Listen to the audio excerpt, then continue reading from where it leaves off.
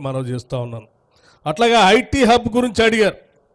IT hub Singareni college సంబంధించి స్థలాలు ఉన్నాయి, మీరు ఇస్తే ఇక్కడ ఐటీ హబ్ పెట్టుకోవడానికి అవకాశం ఉంటుందంట. నేను తప్పనిసరిగా హైదరాబాద్లో సింగరేణి కాలేజ్ సంబంధించిన యాజమాన్యాన్ని పిలిపించి మాట్లాడతాను. తప్పనిసరిగా మనకి ఇక్కడ అవసరం ఉంది. ఇక్కడ చదువుకున్నటువంటి విద్యార్థులకు ఐటీ హబ్ అవసరం కూడా ఉంది. పారిశ్రామిక కూడా బాగా అభివృద్ధి చెందుతున్న ప్రాంతం కాబట్టి ఇక్కడ కావాల్సినటువంటి మానవ వనరులు అందించడానికి తప్పనిసరిగా టైర్ 2 సిటీస్గా దీన్ని అభివృద్ధి చేసే కార్యక్రమంలో ఐటీ హబ్ను కూడా శాంక్షన్ చేయటానికి ఐటీ ఇండస్ట్రీస్ మంత్రి శ్రీధర్ బాబు గారితో మాట్లాడి దీన్ని శాంక్షన్ చేయించే కార్యక్రమం కూడా చేస్తామని చెప్పి మీ అందరికీ నేను మనవి చేస్తూ ఉన్నాను. అట్లాగే స్థానికంగా ఉన్నటువంటి ఇతర అంశాలు ఏమున్నా కానీ సీతారామ ప్రాజెక్టు సంబంధించి ఇప్పుడే తుమ్మల నాగేశ్వరరావు గారు చెప్పారు, మన వెంకటరెడ్డి గారు చెప్పారు, శ్రీనివాసరెడ్డి గారు చెప్పారు.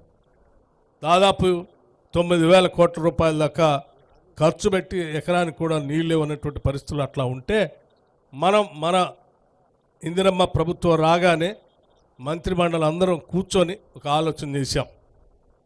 ఆ ఆలోచన ఏంటంటే 6 నెలల్లో పూర్తి చేసే ప్రాజెక్టులు ఏంటి, సంవత్సరంలో మనం ఖర్చు పెడితే ఎన్ని ప్రాజెక్టులు పూర్తవుతాయి, 2 సంవత్సరాలకి ఎన్ని అవుతాయి, 3 సంవత్సరాలకి ఎన్ని అవుతాయి, 5 సంవత్సరాలకి ఎన్ని అవుతాయి అని ఒక ప్రయారిటీ చేసుకొని నిధులు రిలీజ్ చేసుకుంటూ ఆ ఇరిగేషన్ ప్రాజెక్టుల్ని కంప్లీట్ చేసుకోవాలనే ఆలోచనతో ముందుకు పోతున్నాం.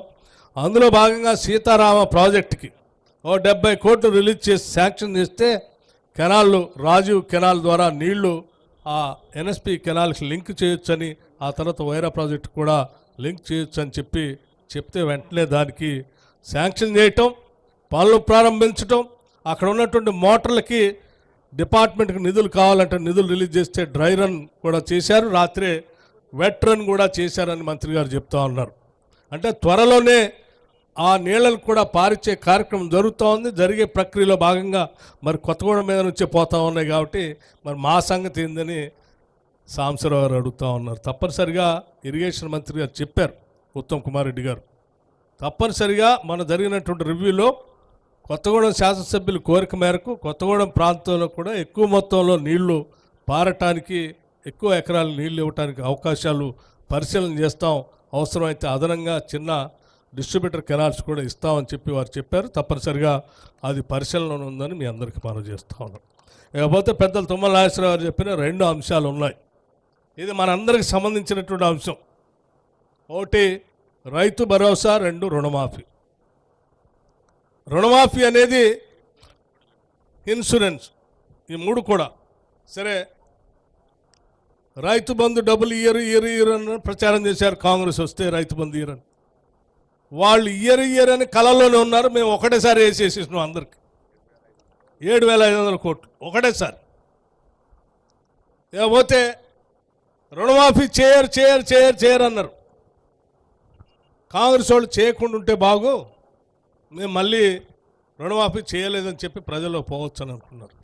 కానీ ఇది ఇందిరమ్మ ప్రభుత్వం, ప్రజల ప్రభుత్వం, రైతుల కోసం, ప్రజల కోసం, యువత కోసం, యువతి యువకుల కోసం పనిచేసే ప్రభుత్వం కాబట్టి వాళ్ళ కోసం వీళ్ళ కోసం కాదు, మేమిచ్చినటువంటి మాటను నిలబెట్టుకోవటం కోసం మా కమిట్మెంట్ ప్రకారం ఎంత ఇబ్బందులు ఉన్నప్పటికీ, ఎన్ని రకాలైనటువంటి ఆటంకాలు వస్తున్నప్పటికి కూడా ఇచ్చిన మాట ప్రకారం 2 లక్షల రూపాయల రుణమాఫీ చేసి చూపిస్తామని చెప్పి మన ముఖ్యమంత్రి గారు చెప్పారు. దాని ప్రకారం 100% చేసి చూపిస్తామని కూడా ఈ సందర్భంగా మీ అందరికీ, ఈ రాష్ట్ర ప్రజలకు మీ ద్వారా ఇక్కడ నుంచి నేను మనవి చేస్తూ ఉన్నాను.